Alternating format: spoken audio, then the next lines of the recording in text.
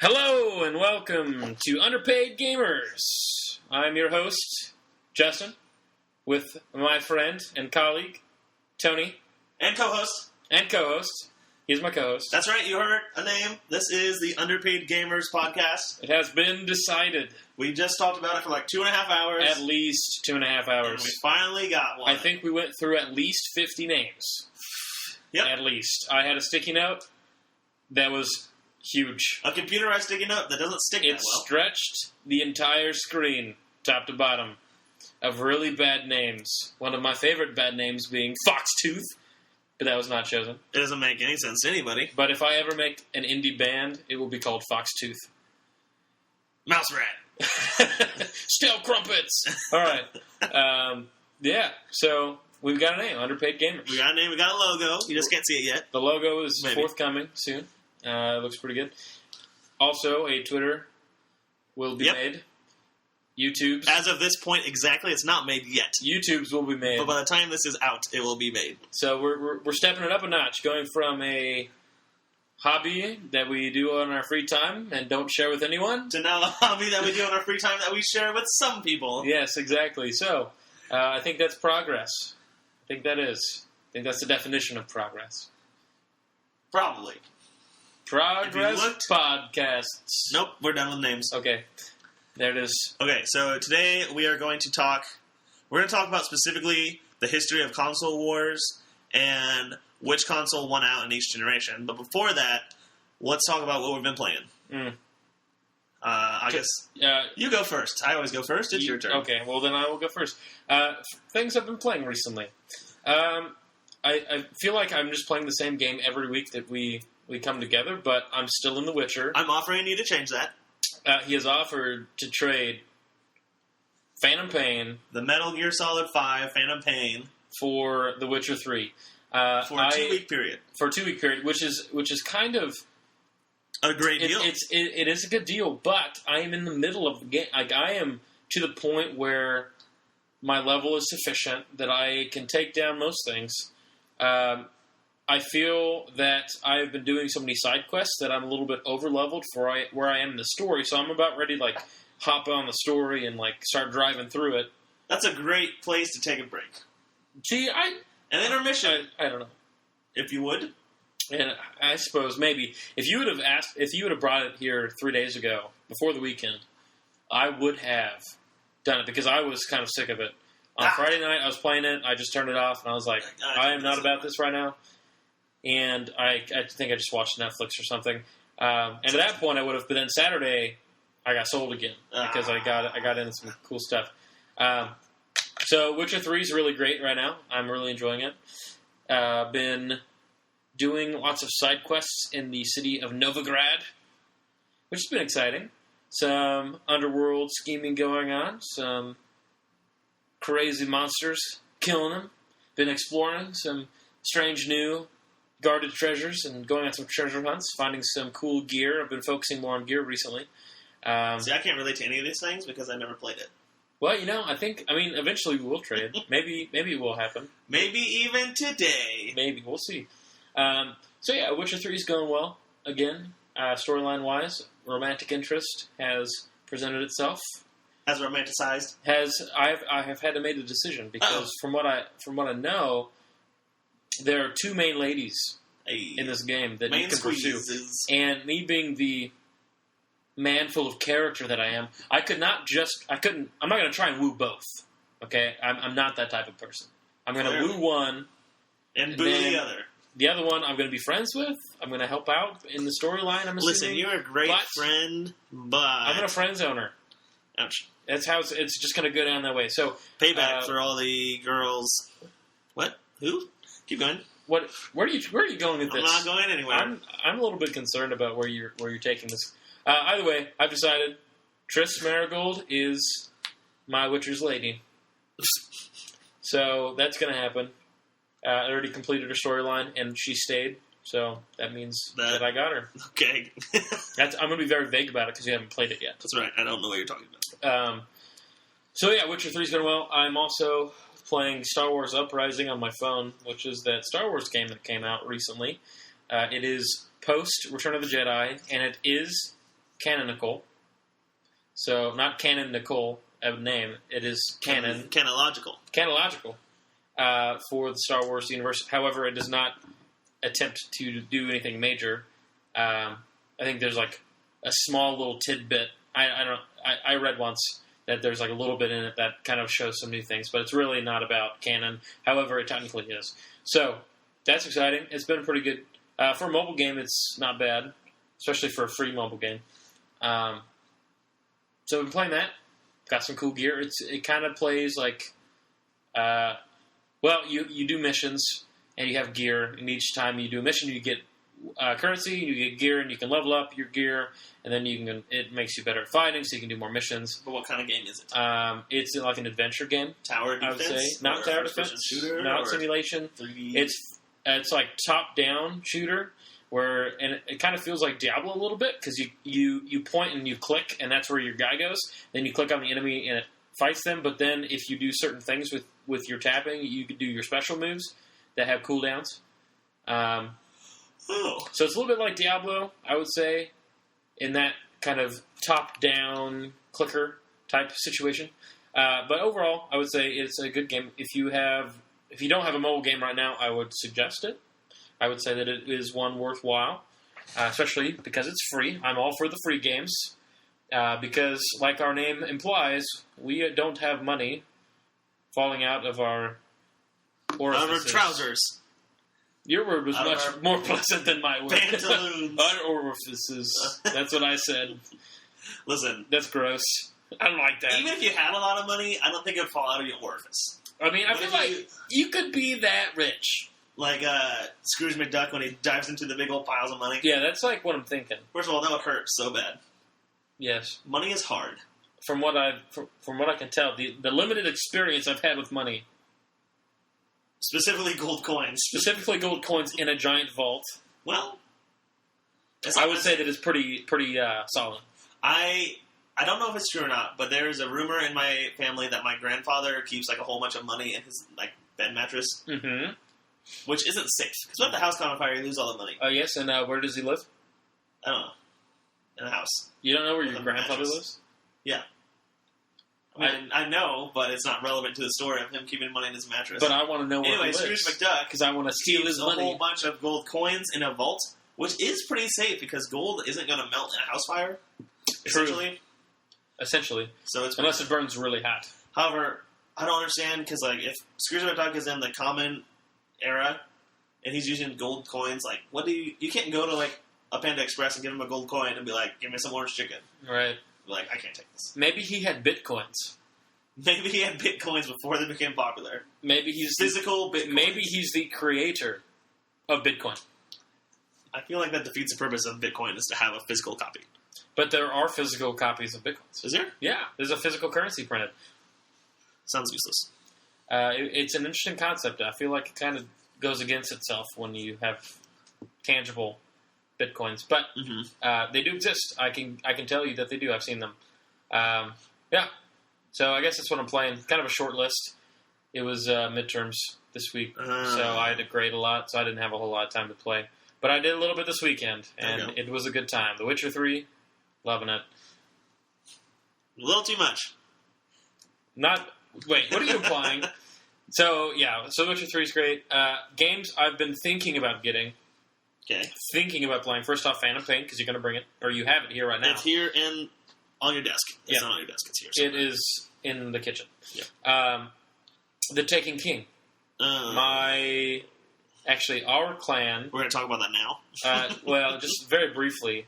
I can do a whole episode on Destiny and the Taken King. Maybe we will do that. Which we might do in the future, but I don't want to do it right now. Okay, well... I'm not ready for it. All I gotta say is that my brother wants me to buy the Taken King, who is one of the members of our clan, and they keep harping on me. They're like, you gotta play, it's so good, it's so much better than it used to be. Oh my gosh, and that's coming from the people who never stop playing it.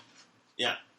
I don't know how, mad props if you can play that game for that long, but... Year 1 Destiny. Year 1, I played for good, probably 2 months. You got it November when it came out. I got it the day it came out. And then or it was September it came out. It came out, yes. And then you probably quit playing it around February. Yeah. I think I took like playing, a couple little like week breaks in there, but I think I quit playing around March. Yeah. So it's been a couple months out of the game. Which really affects the desire to keep playing. Right, because we have so much lag time. But regardless, we're not talking about that today. So that's what I'm playing. That's an example of what we're not going to talk about. That's an example of that's a preview. The previews. See, this first 10 minutes has been the previews of Grand Show. Your turn. What are you playing? I'm trying to change I'm still playing the Phantom Pain. Okay. I got to a point where I stopped doing side missions. There's this really weird thing I haven't quite figured out where it has a side mission list, and it'll say like I have like 16 side missions, but I'll have like 13 of them already completed, but it'll show them as incomplete, but also complete at the same time. So, like, if you had like a side list which is like extract this prisoner, on the right side there's a square, and if the square is hollowed out, it means you haven't done it yet. If the square is filled in, it means you have done it. But also, to the left of it, there's a little dot. And it's just a little dot shows you that it's new. So a lot of my side missions have the new dot in front of them, but they have this filled in square to the side of them, saying that I've done them before, but they're new. So that either means that I need to go back and do it again, and maybe that'll get rid of it. But I've essentially stopped doing side quests just because I can't figure it out. So I started doing story missions. I did it a lot. An interesting thing about Metal Gear Solid is it's an episode by episode. So that's how story missions are. They're episodes. Yeah. So some games do chapters and they just continue through like that. But the episodes, it starts with an intro credit and it'll say like starring Big Boss, starring these other people in the opening credits, and then you do the mission at the end. It does an in screen stats screen. So it'll be like, you killed this many people. Your accuracy was this, this, and this. Does it grade you? And it grades you, and then it has an ending credits. So to that episode? Yeah, to that specific episode. Is each episode a complete story within itself? No. Every episode continues the main story on. But a lot of the episodes are somewhat similar to side missions, where you go to this place, extract this person, and it's every episode is this episode, which is so weird because like every episode has an intro credits and an outro credits. I'm just like, stop. Like that's what the end of the game is for. So that's what my biggest grievance is with the Phantom Pain right now. However, is the credits. But they're there all the time. And sometimes they spoil things. So with the credits? Yeah, the intro credits specifically. Sometimes it'll tell you what enemies you're going to encounter before you encounter them. Interesting. So I'm like, so there's no surprise? Like, it'll tell you what enemies you're fighting. So you're like, oh, well, I know I'm going to fight these guys, but I don't necessarily know what they're going to do at the specific time. And there's still some surprises that they don't spoil in the credits, but so episode by episode, and generally, well, I guess you could say every episode is itself contained. Yeah. There's overarching, but it feeds to a larger story. Yeah, there's an overarching theme, and each episode is part of it. It's like a chapter in a book. If a chapter in a book had credits at the end and beginning of every chapter. But recently, I've gotten to the point in the story where these episodes are ending with a to be continued screen. That's the worst. Which is like, don't do that, right? You don't need the to be continued. You're feeding into a larger story anyways. Right. It'll say to be continued, then it'll roll the end credits. I'm like, you don't need to do that. Just go to the next mission, right? Yeah. So that's where I'm at right now. That's an interesting choice in terms of production. I think they're just trying to get more. What's the word? What's the word? Anticipation out of it. Anticipation, maybe making it more dramatic. Yeah, something like that. Dramatic effects. So it's like, oh my gosh, to be continued. I want to know what happens next. The first time I saw it, it happened kind of well. You're in this hotel. What? You're in this helicopter fleeing the scene of a giant fight. I'd like to be in that hotel. No, you would not. But so you're leaving the helicopter. You're in the helicopter and you're getting attacked. And then right before the helicopter gets like hit or whatever, it says to be continued. Oh my gosh. And then the episode is over. You go back to your home base. Yeah. And there's a guy over this system that's talking to you. He's like, oh, well, it's so surprising you made it out of the helicopter, blah, blah, blah, blah, blah. I'm like, I was in the helicopter. What are you talking about? We don't even know if it gets hit. And then to be continued. But you have all the freedom to go back to either Africa or Afghanistan to do side missions or whatever. So you can increase your stats between these two missions. Yeah. And then the start of the next story mission, the helicopter is getting hit and it goes down, and you go and do things. So the story mission picks up exactly where the first one left off, but it gives you an opportunity to go between... To go do whatever you want. And go do whatever you want. So it's not like a real-time game. Like, you basically have the main game, then you have, like, an adventure mode that you can grind up your character. I guess, but... That's what it sounds like. That's the best part of the To Be Continued, is that you can stop mid-story mission and go and rescue some prisoners, or go and rescue, or build up your army, or build up your stats, or make new guns, and then go back into it. As opposed to some games where if you're in the story mission, you can't leave and go do other things. But I still think that the story mission To Be Continued screen is annoying and unnecessary. But it also kind of cuts down on some side story missions that would be longer. Because some story missions, if you do it all stealth-like, will take half an hour to an hour, especially when you first get the game. Recently, I've been cutting them down to about 20 to half an hour for a story mission, which isn't too bad. It's not terrible. But if you have two story missions that are both an hour long right next to each other, that's 2 hours of gameplay where you can't stop. Whereas when they put this To Be Continued, it gives you a break, an intermission. So that's kind of nice. But I've been enjoying it a lot recently. Yeah. I need to go make some better guns, but other than that, it's fun. You playing any other games other than Phantom Pain? I got really addicted to Hearthstone again. Yes, I love Hearthstone. And I have this love-hate relationship with Hearthstone because when I play Hearthstone, it's hard for me to like focus on just Hearthstone because it's such a slow-paced game. Yeah. So a lot of times I'll listen to another podcast I like to listen to, or I'll watch Netflix. Yeah. But that also draws my attention away from Hearthstone, so I play worse. So you don't. So you need to focus 100% on Hearthstone to play better, to predict what other people are going to do. Yeah. But I don't do that because it gets you distract yourself. Yeah. So when I'm focusing 100%, generally this is when I'm playing on my phone. If I'm on like a lunch break, I'll play really well. But if I'm at home and I have Netflix, I'll play really poorly. Yeah. Which is very frustrating because I'm trying to climb the ladder and I'm not doing a very good job. And I've been playing Hearthstone like since it first came out, and I'm awful at it, and it frustrates me. Yeah. Well, I'm in the same boat as you. I don't know. So Hearthstone, love it. It's fun. In general, I guess you just can't take it too seriously. I try to do the story missions, but it's whatever. Yeah. I've been really beating myself up recently because last week I came over, I brought my GameCube controller to play Smash with you. Yeah. But the podcast ended late, so we didn't get to play Smash, so I left it in my car. And every time I went to my car to like go back home, you thought about Smash. No. I forgot to bring the controller in to play Smash. And all week I've been wanting to play Smash, but I haven't gone out to my car to get it. And I always forget it when I'm in my car. Nice. So I need to bring it in so I can play Smash. But it's ridiculous that I can't. Yes. Played Smash last Friday, like normal. Oh, yeah. I did very well. I'm like, how dare you play without me? I was... Let's see, did anybody... I don't think in any one-on-one, no one beat me. This is at your Smash Club. Yes, Smash Club. I don't know if I had referenced it yet. At your school that you created. That I'm with some students. Well, the students technically created it. I'm just the sponsor. You're the adult sponsor. I encouraged it heavily, but they made it. There was a Guitar Hero club at my high school. Not nearly as cool as a Smash Club. We had 35. People? Our biggest meeting this year has been 35 people. That's incredible. I had 80 people sign up for the club at Club Fair. Okay. Isn't that crazy? So at least 80 people are interested, but not 80 people all interested can make it. Right, because of sports and practices. But in another trimester, they might be able to come. Yeah. I wish I was in high school. It was a good time. And, there's some people in that club that I'm so proud of. Just the mentality, the feel of club. Like, people don't get upset. Like, some people do when it gets really competitive. Right. But the overarching feel when you walk into the room is... We're having fun. We're having fun. The music's blaring. People are laughing. People are going, oh, getting real loud when it gets crazy. And nobody's, walked out because they're mad. Nobody's throwing a controller. It's just... it's a safe place to go. It is. It's very safe. Have a lot of fun. Not necessarily a learning environment. Yeah. It's a social learning environment, but it's a great place to go. It is. Smash is awesome. It's very inclusive. You get... I get athletes. I get people who... Theater people. I get theater people. I get band. I get people who don't do any extracurricular activities, who now have something that they can do that they are interested in. Because a lot that don't even necessarily have played Smash before. Yeah, exactly. We've had newcomers, teachers. Other teachers have come, tried it out.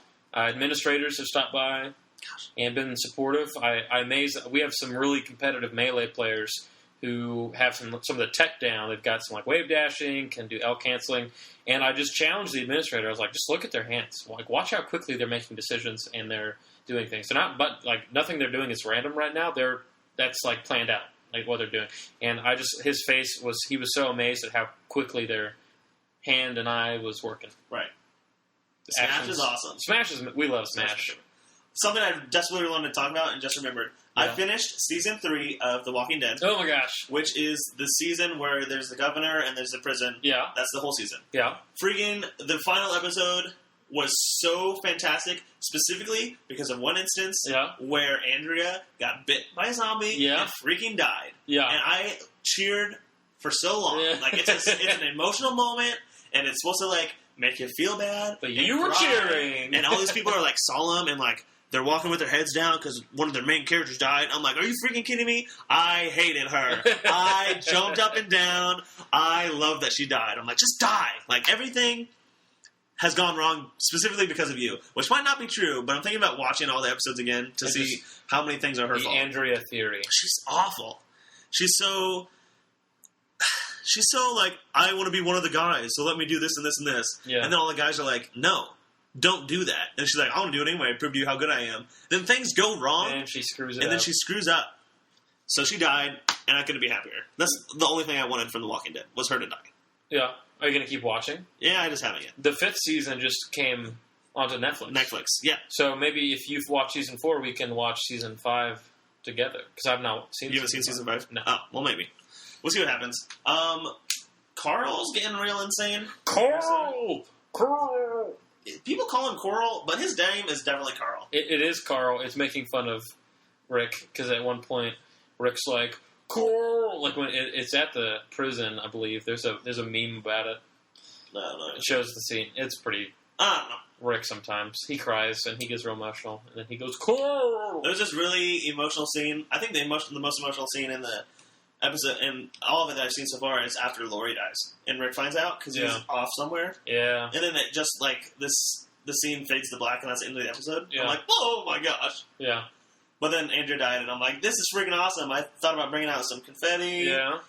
Like, I hated her so much. The governor's still alive for some reason, but we'll see what happens. Yeah. He is still alive. I hate Daryl's brother, Merle, was back for part of the season. He was. Yeah. How did you feel about his whole story arc? He didn't do anything. Like, there wasn't a lot of character development from him. Yeah. He was essentially the same as he was in Atlanta. Like, he was just a jerk that likes to beat up people. And I kind of felt like he redeemed himself a little bit, though.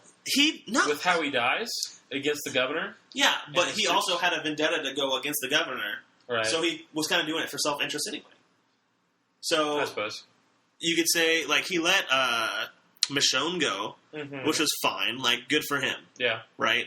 So, I mean, there's a little character development there. Yeah. But he also attacked the governor almost out of self-interest because he had a thing against the governor anyway. Right. But, I mean, whatever. I guess it was just a switch from him being the bad guy to being more of a... not so bad guy? Because I think he was someone. So bad guy. I mean, I don't know. The thing... It's not his physical actions that annoy me. It's literally just the things that he says to people. The way he treats people, that's what makes me upset. Yeah. There was a scene, it might have been the last episode, where the people from, I can't remember the town, but the governor's people attacked the prison. And, like, they got kind of ambushed once they get to the prison. And, like, one person died from the whole city.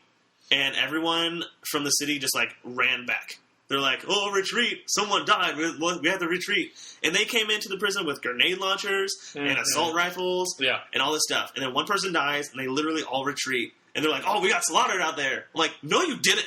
You only lost one person. You lost one person. Let's keep this in reality. Like, you haven't done any. You haven't lost anything. You blew up towers. You invaded all this stuff. You've lost one person, and that's it. Like, I mean, they lost their safety. They lost the garden. They lost the prison. But only one person died in a zombie apocalypse. From the governor's side, the town, which I can't remember, but it was like, you didn't lose. Like, you have a 50 cal. Yeah. Right? Right. Which they couldn't, in the middle of the fight, they, like, lost the ammo to, so they might not have any ammo left. Yeah. But they have, like, Humvees and all this stuff. Yeah. Don't retreat because of one loss. You went in there to fight to the death, and you got ambushed by two people with, like, a riot gear on. It was Glenn and Maggie standing on top of a railing with, like, armor plating in front of them. Yep. They killed one person, and they acted like half the people died. Like, no. Right. You lost one person, keep fighting. This is ridiculous. Well, I guess to an extent, though, the loss in any situation like that is based off the denominator, because they don't have a lot of people in town. So losing one person is a pretty big deal as compared to, let's say, like a modern-day war, modern-day conflict, where one person, there's so many people. But since there's such a limit to the amount of people that aren't zombies, maybe but it is. Rick's group, they outnumber them by numbers, specifically. They could have just fought them differently. They could have just kept fighting and they would have won, but they retreated for no reason. Rick's team won for specifically no reason, other than the fact that the governor's people are cowards. Wasn't there a tank? No. There was a Humvee with a 50 cal on it. Yeah. And like a whole bunch of other trucks. There was a big old transport truck. Yeah, that's what I'm thinking. And I'm like, this is ridiculous. I was so upset with that battle because they'd been going up to it for so long. Also, I'm going to rewind a couple of episodes. Okay. Rick and Michonne and Carl go back to Rick's hometown, which is like an hour away from the prison. Yeah. Which is ridiculous because when they find the prison, they're like, "Oh, I didn't know this was here." Like, how are you a sheriff and you don't know where the prison is based on your locale? Like, there's the whole episode where they just go back to their hometown and they find the guy that first saved him in like the first or second episode. Yeah. And that's where they get a whole bunch of guns, which is fine. But don't also pretend like you wandered around in the winter for like 6 months and not knowing where you were. Right. Because if you're that close to your home, you know where you are. Or at least you should. So that whole episode kind of threw the whole season almost sideways. So like, if you know where you are and you're that close, what is the problem here? True. But that's what I've been doing. So The Walking Dead and Hearthstone and Phantom Pain. Yeah. All right. Well, there's our update. Currently what we're doing. Let's move on to Console Wars. Okay. Oh. So where we're going to start, first off, we have to decide where we're starting the Console Wars, because there are some, we could go back pretty far in terms of consoles, and then the generational consoles system we have now, where all of the competitors come out at the same time, a console, roughly, wasn't always the case. Because if you look at a timeline of consoles, what we get is especially in the very beginning, there's like a stream constantly of new consoles coming out, because it becomes like a flooded market. And then over time, the competition dwindles it down to a few companies. I'm just thinking specifically, there's a graphic that I've seen about it. We'll just say we'll start at Sega Genesis. The way we do podcasts is we have a Google Doc with all the ideas we want to do on the podcast. Yes, and I did not put any of that on there.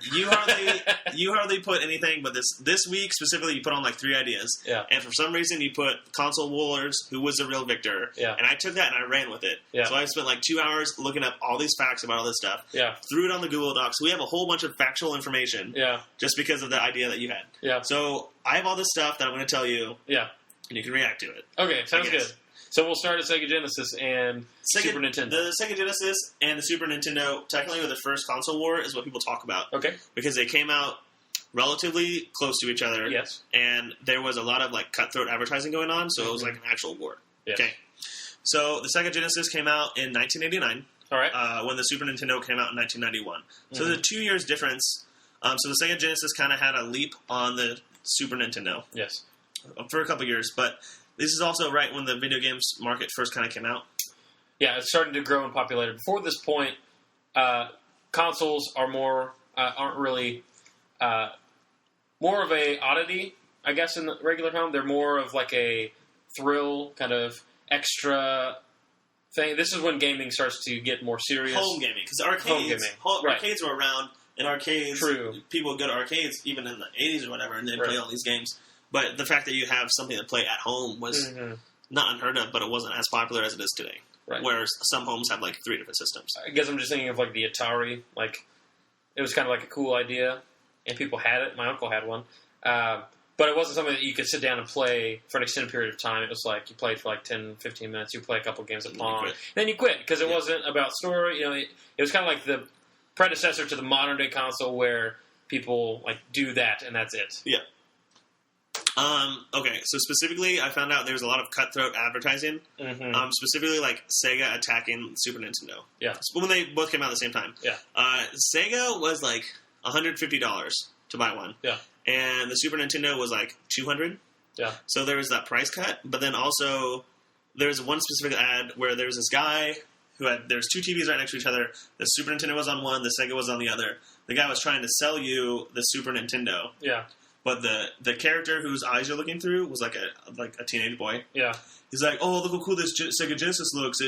It's cheaper and it has these graphics and that's Sonic and Sonic looks so cool. Yeah. But the salesman's like, oh, well, look at the Super Nintendo. And the kid was like, no, I don't care about that. Look at the Sega Genesis. Yeah. So a whole bunch of advertising like that at the expense of Super Nintendo. Yeah. From Sega.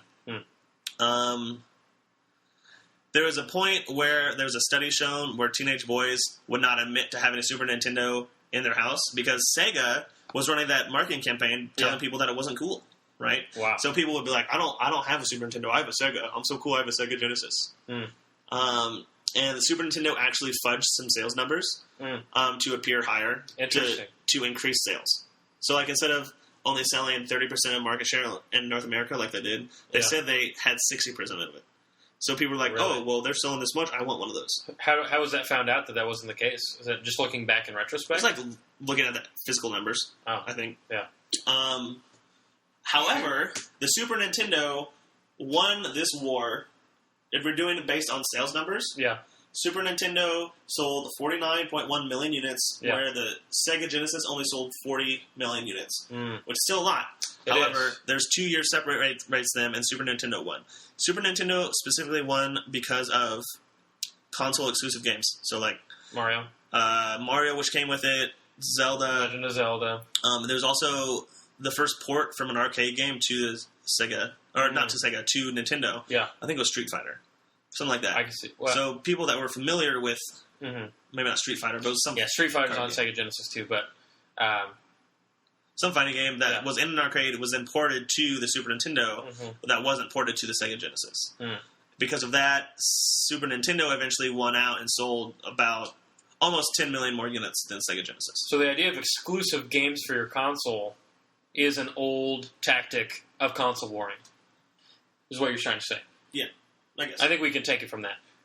Because that's definitely like a huge thing that people advertise now. Xbox and Sony always are like, "Oh, look at my exclusive games list," and then you have to wait a year before you can play this game because it'll be on Xbox for so long. So this is an older tactic. I think what we can tell by looking at this. Essentially, that was like the third generation of gaming, something like that. So we're gonna go by generation by generation. So the next console war is the Sega Saturn versus the Nintendo 64 versus the Sony PlayStation. All right. Don't do that. He just highlighted everything and I couldn't read it. I'm sorry. That's fine now. But this is I have a lot of stuff on this one. Yes, and this is an important one. I think. I think so. I mean, it's important for me. This was the one that I started. People say that the Sega Genesis versus the Super Nintendo was the first and like bloodiest console war because there's just people attacking physical consoles and all this other stuff. Yeah. But this one is kind of more of a blowout. So, in order of release, the Sony PlayStation came out in 1994, the Sega Genesis came out in 1995, and the N64 came out in 1996. Yes. The Sega Saturn sold crazy controllers. 9.5 million units, and was $100 more expensive than the other two competitors, the N64 and the Sony PlayStation, which was the reason why it didn't sell very much. That makes sense. Supply and demand. N64, which came out the latest, had 32.9 million consoles sold. Yes. However... The biggest difference being... Oh, that's weird. Between the other consoles was that it used not discs, but cartridges. I'm ready for you to finish your thought. I wanted you to finish my sentence, but it didn't happen. Yeah, so one of the reasons why the PlayStation won this console war, which it did, because instead of selling 32.9 million copies like the N64, the PlayStation sold almost 103 million copies, which is almost triple what the N64 had. Yes. So the PlayStation destroyed the competition in this one. Yes. Specifically because you would think the N64 would have a lot of competition. Yeah. N64 had the wackiest controller it's ever made. Right. It did have a pretty wacky controller. Even when you look at it, you're like, I can't use the analog stick and the D-pad at the same time because I have to move hands. You can essentially only use 2/3 of the controller at one time. Right. So it's a craziest design flaw. But also, the PlayStation used discs, which was where everybody was heading towards. Yeah. Where the N64, which we just talked about, used the cartridges instead of the discs. Yeah.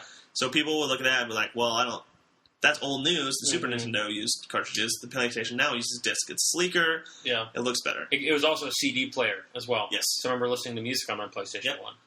And the PlayStation also had more exclusive games than before, like with Sega Genesis versus the Super Nintendo. Yeah. The PlayStation boosted sales based on like titles like Final Fantasy and Metal Gear Solid, the first one. Where people saw these and said, "Oh, I can't get these on other games. I'm going to play it here." Those are both two huge games. They are, and I'd like to give due respect to N64 because I think it is a great console, and it did have some great exclusives. Thinking Zelda games, thinking the classic Mario game platforms that we even see today. Still, Mario Kart being one of them. Mario 64 is like one of those huge games that people still play today. There's some really great iconic games on N64, but I don't think you can make an argument that it won the console war based on the numbers. Right. I think that's what it boils down to. So I'd like to give him respect, and the controller is very unique, and a lot of people... I know people who would defend the N64 controller like it's their child. I don't know why. Cool, you can if you want to. It looks like a trident. Like, that's what it is. So, you can only use 2/3 of it at a time unless you have a third hand. So I'm going to go ahead and say that the PlayStation controller design, as compared to N64, is better, and I think a good argument for that is they still use the same basic design to this day. It really hasn't changed much from the original, because they added the analog stick in the PlayStation 1, and really all we've gotten is different sizes of it since then. The Joey stick. The Joey stick, yes. What a reference. So PlayStation won that console war. Between the Saturn, the N64, and the PlayStation, PlayStation blew the competition out of the water. Not even a contest. Clear winner. Next generation, we have the Sega... This is one of my favorites. This is a good one. Sega Dreamcast versus the Nintendo GameCube versus the PS2 versus the Xbox. So Microsoft's Xbox. Yep. Sega Dreamcast came out in 1999. Mm-hmm. PS2 came out in 2000. And then GameCube and Xbox both came out in 2001. Yes. There are some things I didn't realize about this until I looked up stuff for this podcast. Mm-hmm. Specifically, this Dreamcast sold 500,000 copies in the first 2 weeks of launch, which is a lot. Don't get me wrong. Yes. That's incredible. Essentially, they sold altogether, though, only 10.6 million. Okay. So the Dreamcast sold barely more than the Saturn, and much less than the PlayStation 1. So it's not even competing with last gen's consoles. Yep. Let's see. So in order of appearance, the Sega Dreamcast came out first, 1999, sold 500,000 copies in the first 2 weeks of launch. The PS2 came out in 2000. On the first day of launch, it sold 980,000 units in Japan alone. Almost 1 million units on day one. In Japan. In just Japan. That's incredible. Which is even a smaller market than the United States. Right. It's incredible. That is very incredible. What else do I have? The GameCube came out then. Sold 21.7 million units altogether.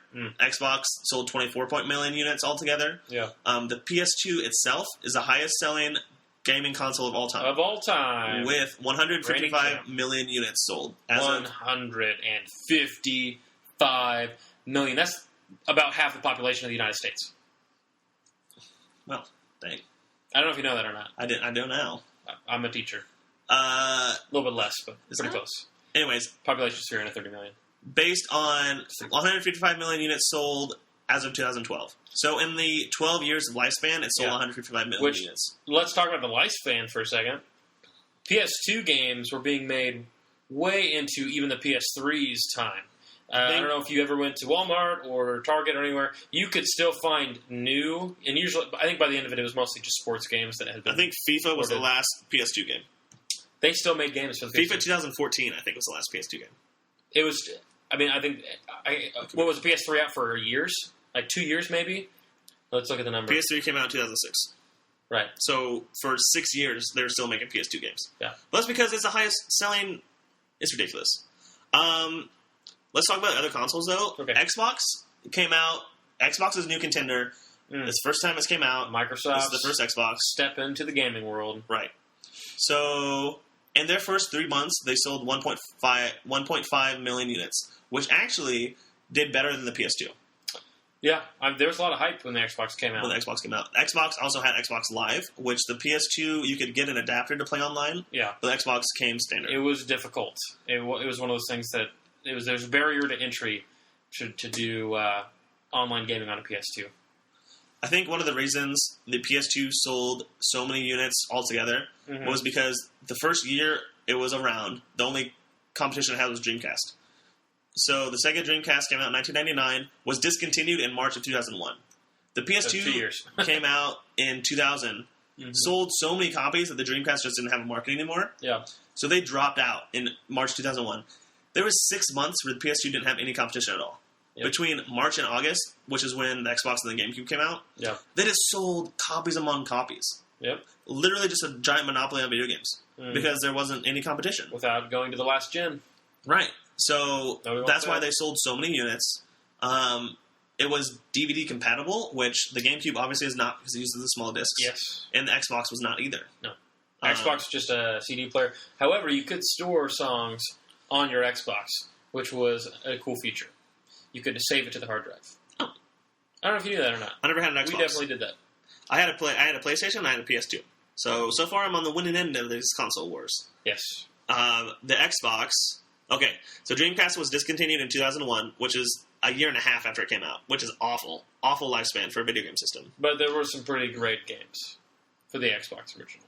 No, for the Dreamcast is what I'm talking about. Oh, Dreamcast? Oh, sorry. Yes. The GameCube came out in 2001, was discontinued in 2007, so 6 years. Yeah. Xbox came out in 2001, discontinued in 2008, so 7 years. And then again, PS2, they were making games up until like 2013. So almost 13 years of a lifespan for the most selling video game system of all time.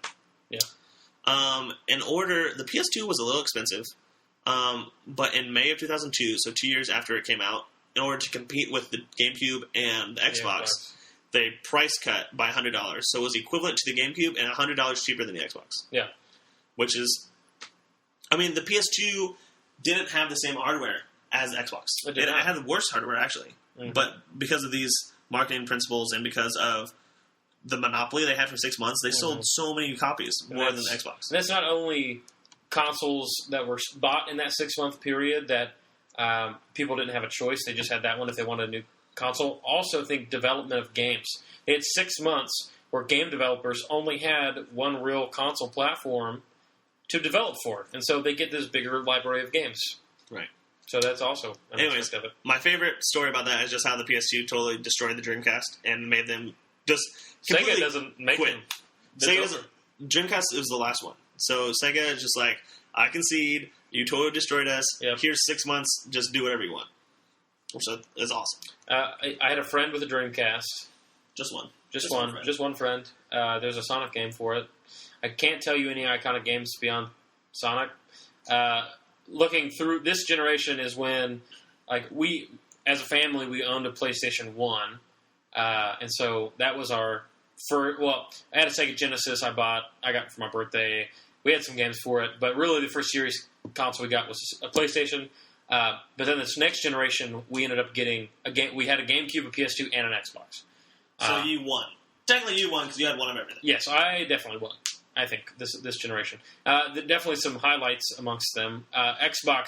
I think this, even though Xbox did not win this console war, I think this was a success for Microsoft because I think that 24 million units sold,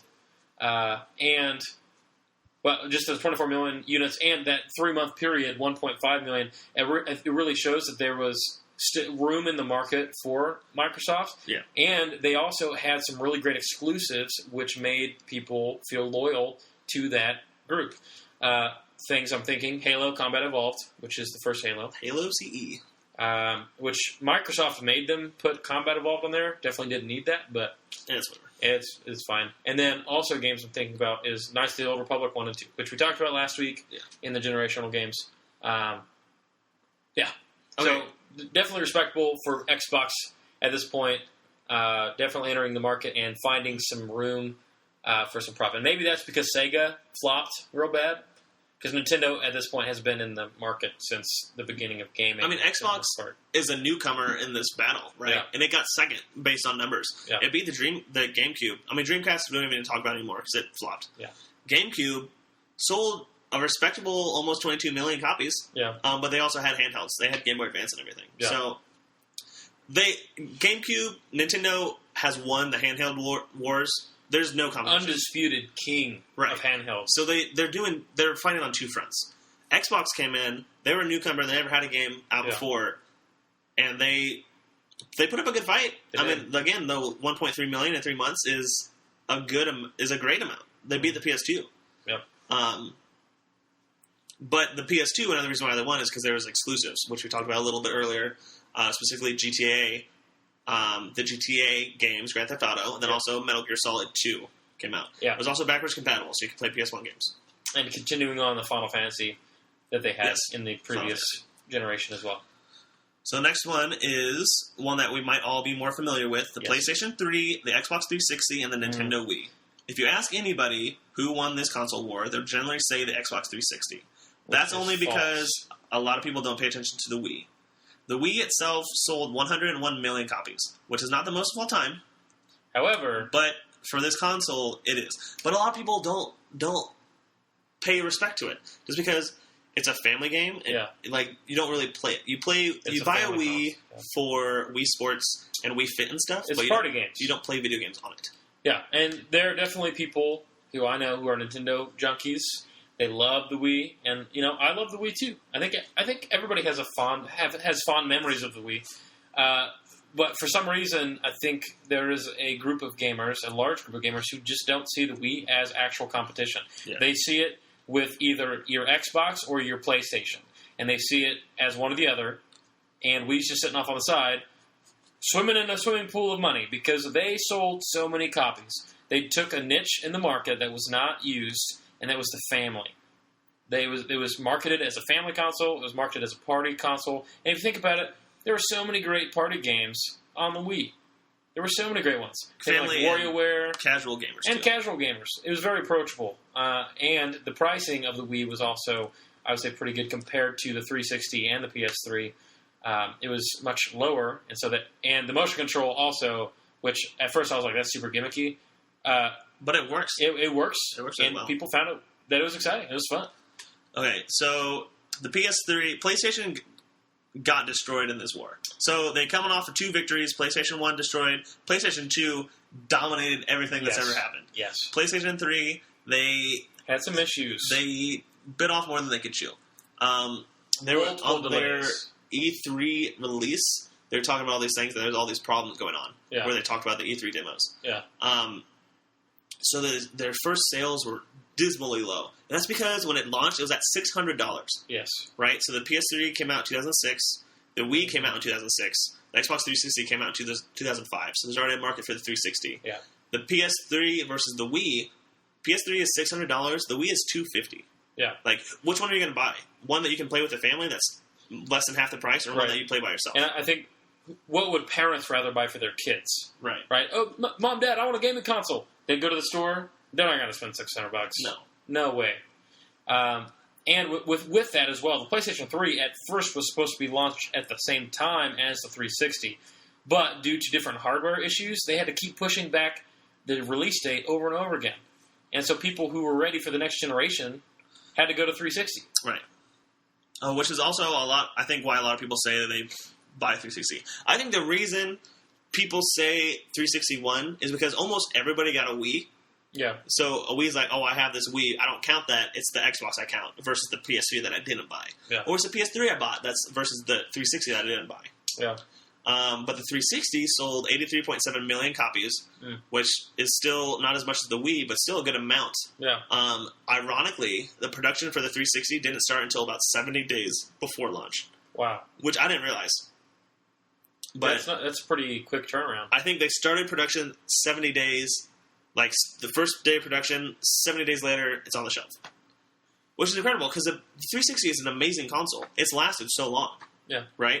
It's tough, it's sturdy. There's a red ring of death, but they fixed that. They did fix it eventually. They knew... I had some issue with it. I had a 360 and it red ringed. And then the nice thing about it was that, well, first off, it was messed up. It was broken. They knew it was broken. They kept producing it. Eventually, they did fix it with like the second generation of the 360 because they definitely released a new one with Wi-Fi built in. Yeah. The first one I bought, you had to buy a Wi-Fi adapter, which was like $100.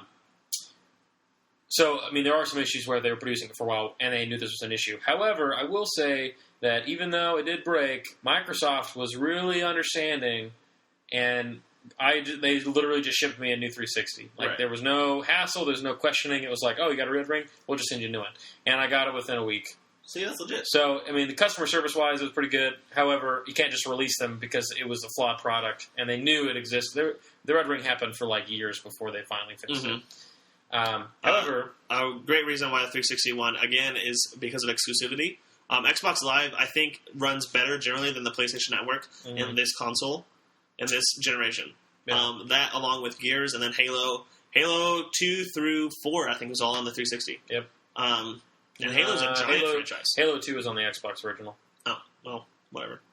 They used to call it the Xbox One, the first Xbox. But we can't anymore. But we can't do that anymore. I think that's all I've written down for that. Now we're in the current generation. Yes. Unless you have something to talk about. Well, I mean, PS3 ends up selling, we have written down 80 million. Yeah. Which is just behind. Which is just barely behind. And I think the timing of the 360 was very important for its success. I think also a reason I kind of considered it a success is because of how dominating the PS2 was. That they had won over some PlayStation people to 360 in between these generations. So there's that. However, I think at the end, if we go further to the end of this generation, I think PS3s were being sold at a faster rate because PlayStation Online was free. Yep. As opposed to the Xbox 360, which is why I switched. Xbox Live is $60. Yeah. Or it was. I don't know if it was all the time, but it was $5 a month. It cost money, and that was a whole game. Like over the course of a year, that was a new video game. Yeah. So I remember I had a 360 for a year and a half, and then I finally sold it and switched to a PS3 because of the free online play. And that might seem really small, but I did. I switched, and there were some issues with the PS3 hardware-wise, even after they released it. There was an equivalent red ring for the PS3 that happened. I specifically remember because it happened to my brother's PS3 when I was playing it. I was going through Final Fantasy VII, digital downloaded, and I lost my save, lost everything. So haven't beat Final Fantasy VII. I never had that in a long time. So that happened. It was much more rare, but it was a red. The error was. What is it equivalent to red ring? Because red ring is huge. If you say red ring to someone, they know exactly what you're talking about. Right. Well, I mean, it totaled your PS3. No, that's what you couldn't fix it. No.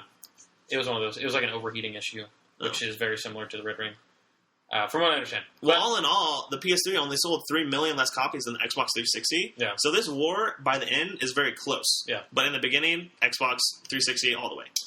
Yes. So for sure. The Wii, I mean, technically the Wii won this one, but as we talked about, we don't really count the Wii because this is where it gets to be PlayStation between Xbox. I respect the Wii. Well, the Wii is a good system. I respect it. But as we go into the next generation, we can see that the Wii itself was a fluke. Yeah. And they didn't. But I think there's some other reasons for that, but we'll get into that. All right, so next generation, we got PS4, Xbox One, and the Wii U. Yeah. Which some of you are like, wait, what's the Wii U? I thought that was just the Wii. And that's exactly the problem with the Wii U, is that the marketing for the Wii U was terrible. It sounds like it's just an extension to the Wii U. And the commercials, the system itself looks the exact same, except for it's black. I've never heard that people were confused by this. I know people who have been confused by this. Really? Yeah. They thought the Wii U was just the gamepad, and then that was like an extension to the Wii. Oh, really? I had people literally who told me that. I didn't know that at all. But I'm also more game savvy. You are way more game savvy than the average person. But so I kind of, for the reason Wii U flops a bit, I kind of blame marketing, because the commercials that I remember seeing were kind of confusing. They didn't really show that, hey, we have a new console. It just showed a gamepad. Keep going? No. There. Where you were. So yeah, that's kind of where I'm at with the Wii U. Love the Wii U. A lot of fun. But again, I think their marketing was pretty bad. So the Wii U came out in 2012, Xbox One and PS4 both came out in 2013. Yes.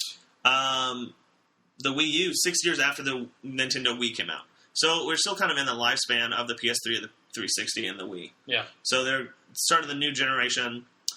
The Wii U only, so far, as of like today, have only sold 9.7 million copies, or units. Which, 101 million is what the Wii sold. So, 10%.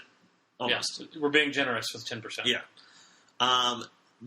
So far, the PlayStation 4 has been winning this console war. Yes. The PlayStation 4 has sold, as of March 2015, 23.2 million copies. Again, the Wii U sold 9.7, and the Xbox One has sold 12.8 million units. So it's barely better than the Wii U. And that's only because people are so... fanboys and loyal to it based on the 360. Because the 360 did so well. Yeah. But the Xbox One's press release was disgusting. Terrible. Internet exploded. Let's just talk about that. I'll talk about that for like all day. So because one, like I've said before, I'm a Sony pony. You are. I love PlayStation more than Xbox in general. Yeah. And even though the Xbox 360 sold more than PS3, I'll admit this time that the 360 did better. But if I ever after today, I'll swear that PlayStation has won everything. Yes.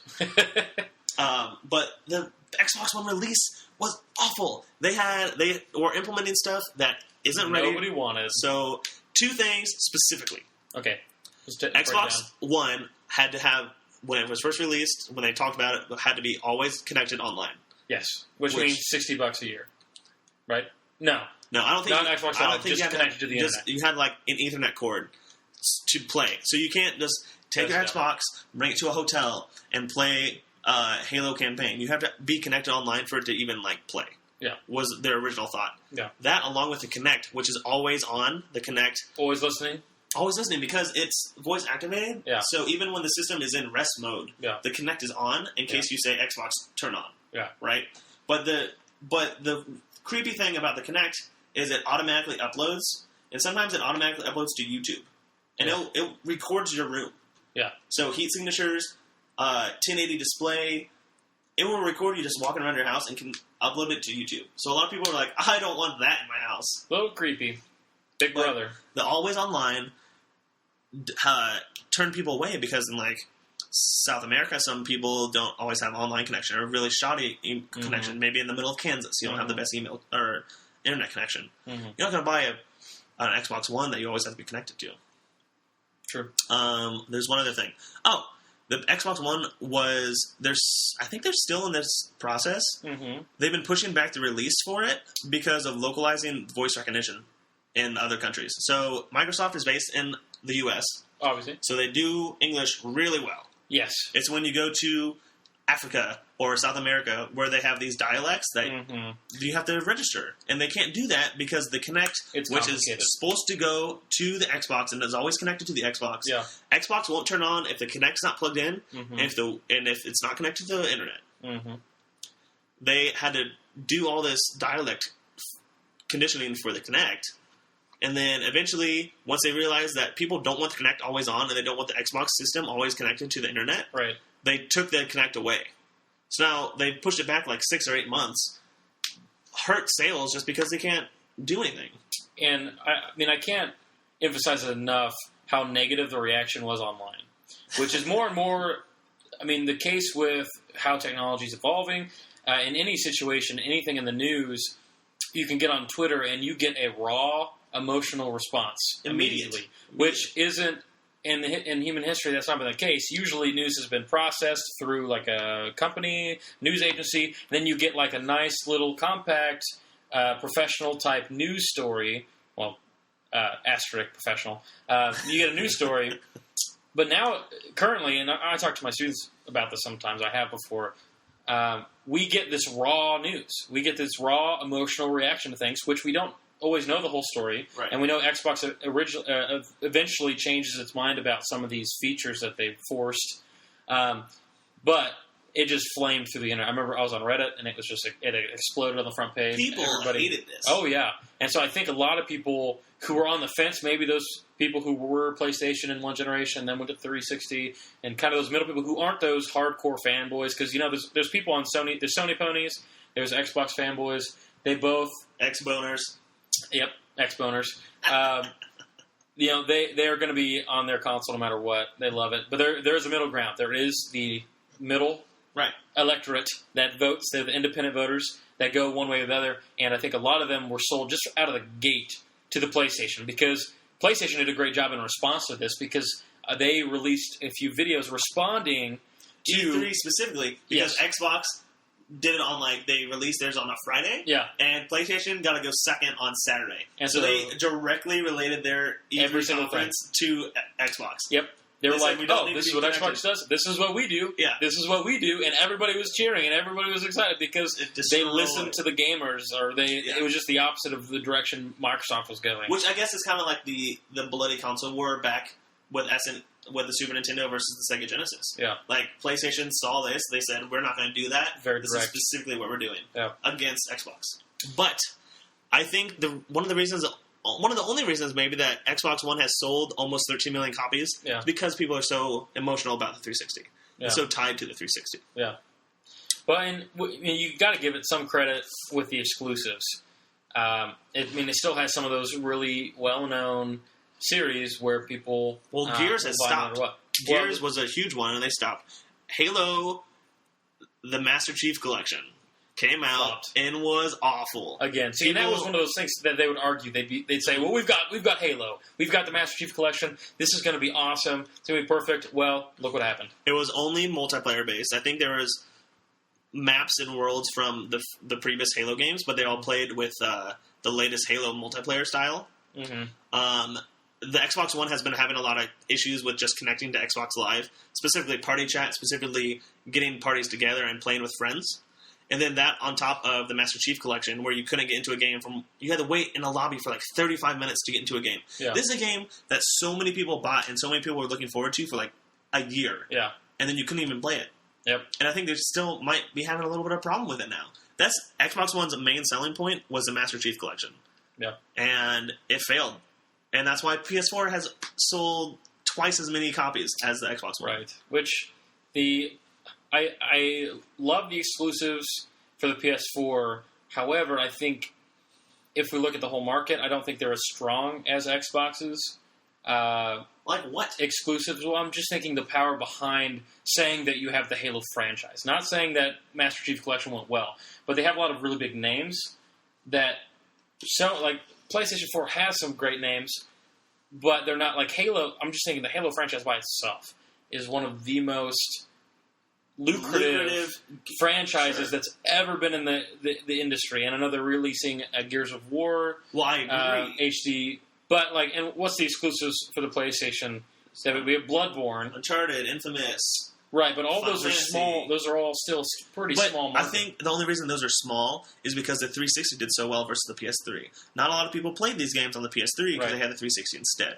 So people are excited for Halo and for Gears because of the 360. Mm-hmm. However, it's not a big selling point. I think once the PS4 comes out, once Uncharted 4 comes out, once another Infamous, because Infamous Second Son came out and it was a lot of fun. It came out with launch, but it wasn't as good as the previous ones. Yeah. Once these exclusives for the PlayStation 4 come out, I think people will start like the PlayStation more. Specifically, Xbox 360 had a deal with one of the most popular games of all decades, was Call of Duty. Yeah. When you got DLC, it came out first on the Xbox, and then came out a month later on the PS3. Yeah. Kind of shafted the PS3 players. Yep. But now on PS4 has exclusivity to Call of Duty. Yes. Exclusivity to Destiny, which is huge. It has FIFA, which I don't think is on Xbox. I think it's only on PS4. So now that Call of Duty, which is one of the biggest selling games of all time every single year, has exclusivity to PS4, Xbox doesn't really have a lot. I think it kind of shifts the idea of who's the hardcore gaming system. Yeah. Because I think that was the argument Xbox fan X-boners had in the 360 phase which that's now an official term for underpaid gamers, X-boners and Sony ponies, which makes you think of bronies. No. I hope you're not a brony. Stop saying bronies. Dude, Don't even associate those two together. I'm not. Sony ponies are not bronies. I totally lost what I was saying. Now we need a new term. Oh my gosh. Anyway, so the 360 launched directly towards the hardcore gamers, where the Wii was towards casual gamers. Yep. And the PS3 was somewhere in the middle, but the PS3 fell apart because it was so expensive. And I think the idea behind it was that it was going to be... I mean, when people refer to this race, I think they think those two consoles are the hardcore consoles, and the Wii's just taking up the family market. But I think with the PS... And I think the 360... Because of the exclusivity, because of that, because I always got argued with when I switched to the PS3, like, oh, you get Call of Duty late. Well, my thought was like, I don't care. I play Call of Duty for like 2 weeks and I'm done. Right. But some people do play more and they care about that. Some people like me. I play somebody like Tony. Somebody that I used to know. Something we didn't even talk about. Xbox One wants to be the one console for everything at your home. So run cable through it, run DVDs, all this other stuff. Yeah. And nobody wanted that. Like, for mine, I don't have one. I don't know a lot of people that have one. But what I understand is it's hard to do. They try to do everything. Yeah. Try to do too much. And I remember reading, I think it was like Forbes or like, it was some like not gaming news. It was like business news. They were talking about this new approach Xbox was taking to becoming the one system for your whole home. Right. And how they were saying it was going to be this new huge thing. But I think the hardcore gamers, the people who bought a gaming system to game on, they don't care about those frills. Mm-hmm. Watching movies is nice. Blu-rays are nice. Like, I'm glad that that's a feature. But that's a feature of literally every console now. Right. That's what it is now. That's expected. If you don't do that, you're done. Right. I think the issue with Xbox is just they tried to do too much. They tried to change a lot of these basic principles of gaming. Right. They almost tried to take over the Wii's market. Because the Wii is always for casual gamers. It's always for the family. Yeah. Whereas the 360, directly for hardcore gamers. Yeah. The PS4 took that hardcore gamer market and ran with it, while the Xbox One said, oh, well, we still have hardcore gamers, but we're also going to do the family. Yeah. And because they couldn't decide between the two of them, they just fell apart. Yeah. They had an incomplete product that couldn't compete against PS4, and I think a lot of that has to do that first press release. I think really it does. That's exactly what I was going to put an arrow to their knee. Put an arrow in their knee. Hey, I used to be an adventurer like you. And then I took an arrow to the knee. Anyway, so I think the original press release doomed them. Yeah, because PlayStation had the perfect answer. Xbox was talking about how it's a family console, how it's all this, and PlayStation just said, "We're for the gamers. We're going to make games specifically for you." PlayStation, you now have to pay $5 a month for their PSN. Yeah. But it's good now. Like, the PS3, there were some flaws, but it was free. Yeah. The PSN now is nice. And this is another thing, and this started in the PS3 generation, was the PlayStation Plus, which was the optional, it was the same price as Xbox Live. It's the optional kind of like membership you could have with PlayStation's online program, which got you free games every month and discounts on the store. And I never bought it because I was like, I'm poor. But they carry that forward to the next generation where now you have to have PlayStation Plus to play online. However, it still came with free games. And when they first came out, Xbox One and PlayStation 4, Xbox had Xbox Live, but you didn't get any extra. You just got online play. You didn't get when it first came out. When it first came out, well, the 360 never had the free games. I think they got some free games. They do now. Oh well, but they didn't. They didn't. There was a lag between when PlayStation Plus came. There was a big lag when the Xbox One first came out. I don't think they had free games. They quickly changed that because PS4 did, but PlayStation I think was ahead of the curve with their online subscription. From what I understand, Xbox free games are really like low tier games that nobody cares about. Yeah. PS4 games, you get if you have a PS3, you get almost 3 to 4 free games a month. Because you get 2 free games for the PS4, 2 free games for the PS3. Some free games, Rocket League, we play all the time. Rocket League. BioShock Infinite came out when it was popular. DC Universe Online is free. Yeah. There's a whole bunch of these other games. Warframe, all these other free games that are AAA titles that came out months after they released. You get them for free. Yeah. Just based on that. Not only that, but PlayStation Now, where you get to rent games and play. Yeah. Xbox 360. Oh my gosh. Xbox One announced that they're doing backwards compatibility. Everybody freaked out. They're like, oh yeah! Everyone was like, this is awesome. PS4 doesn't have this is awesome. And what it is, it's essentially PlayStation Now. Yeah. Because you have to repurchase the game online. Yeah. And then you can play an Xbox 360 game on your Xbox One after you purchase it on the store. And it's a select list of games. It's not like because when they announced it, people thought, oh, I can put in all my old games and play whatever I already had. Right. Not what it is. You have to rebuy the game. You have to rebuy the game, and it's only a specific list of games. Yeah. So it's not even all the games. PlayStation Now, I think, is a better... Well, I'm a Sony pony. Like that's. I mean, I had the PlayStation 1. I liked the Xbox, and the Xbox 360 didn't do me dirty. Well, it did get a red ring. But I respect the Xbox. But over the years, I've had a better experience with PlayStation than I have with Xbox. And I've had some Nintendo consoles. I have a DS. Every handheld I've ever had has been Yeah, I only Nintendo. the only thing I buy Nintendo is handhelds. Yeah. Like, I have a Wii right now, but I bought it secondhand, and I only use it so I can play Smash. Yep. Melee Smash. Melee Smash. So you play it. You bought the Wii to be a GameCube. To buy a GameCube, yeah. Because GameCubes are like $60 and Wii's are like $13. Yeah. Because there's so many of them. Yeah. It's on demand. But my house, I have a PS2, a PS3, a PS4, and a Wii, and some handhelds. Based on those three consoles, PS2, PS3, PS4, I can play any PS game there's ever made. Because PS2 has backwards compatibility. Yep. Doesn't mean I have played all of them. I think we can declare an all-time winner based on the average. Based on sales. Based on the average sales of the last, 3 generations? Based on almost any generations where they're a part of. Let's go back through the wars, and we'll talk about the winners again. The first war was the Super Nintendo versus Sega Genesis. Super Nintendo won by about 10 million units. Yep. Next was the Sega Saturn versus the N64 versus the original PlayStation. PlayStation won by a huge margin by almost 70 million units. Yep. Next was the Dreamcast versus the GameCube versus the PS2 versus the Xbox. Yep. PS2 won best-selling game of all time with 155 units. Game system. Million units. Yep. Which is ridiculous. Yep. Next generation, PS3 versus Xbox 360 versus the Wii. The Wii wins technically with 101 million. 20 million. By 20 million, which is a lot. Now we're in the PS4 era with Xbox and the Wii U. PlayStation 4 is selling 2 times as much as the Xbox One and almost 3 times as much as the Wii U. Well, twice as much as the Wii U. Yeah. 2.5 times. So I think if we can average that out, there's a common denominator. With math, we just apply that to math. Math says PlayStation wins. Boop, boop, boop. Math. The answer is math. Okay. PlayStation is the all-time victor. Yes. I know there are a couple exponents out there probably more mad, but guess what? We did the numbers. Math doesn't lie. PlayStation wins.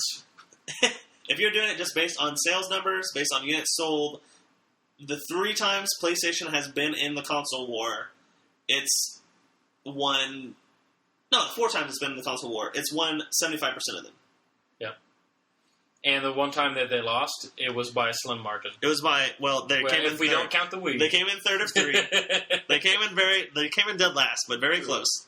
But look at the gap. 20 million between the PS3 and the Wii. That's the gap. Let's look at the past generation. PS2 to the PS2 to the GameCube. The PS2 sold 155 million units. Xbox. We're talking 100 million plus more units sold on the PlayStation 2. No, the Xbox original sold 24 million. The PS2 sold 155 million. Yeah. It's almost 125 million units above. So if you just calculate them all together, I understand that there's only 2 generations or 3 generations of the Xbox. Yeah.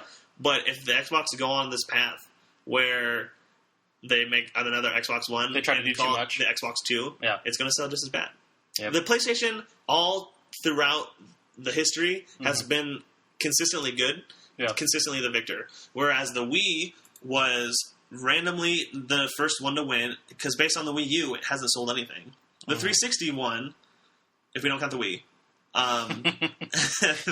There's so many asterisks. The 360 won, but again, when the Xbox One came out, these people make really good consoles, but then I feel like they forget what they did.